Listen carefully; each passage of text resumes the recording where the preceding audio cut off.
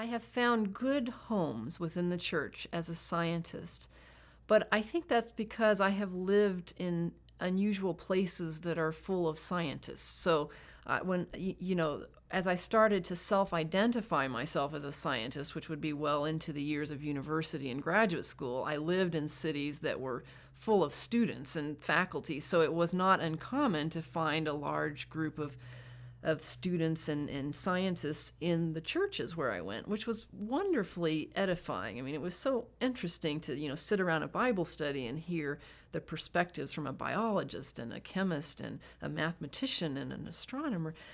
And in fact, even more so, what I discovered at MIT and then later in graduate school at Harvard University was that the Christian fellowship groups there that would meet every week to study the Bible or to have a little social fellowship time together, a large percentage, and in many cases the majority of the students showing up for these things were scientists.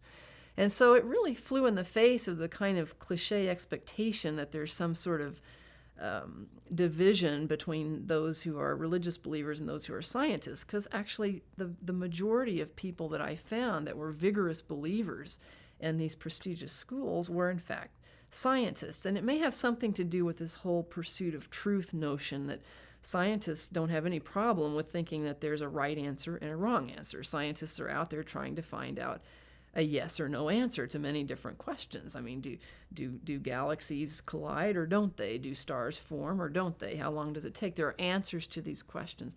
Christianity is also built on sort of a yes or no answer to certain historical things. Did Jesus exist or not? Did he die and was he raised from the dead again or not? These are things that Christianity depends on there being a right and a wrong answer and a historical truth to. So in some sense, the mindset of scientists and Christian faith fits well together, as opposed to maybe a mindset where there really is no ultimate truth about anything, or that everything is completely relative and that there is no, substantive bottom line. I was sort of happily enlightened to see so much vigorous scientific discussion and participation in these Christian fellowship groups.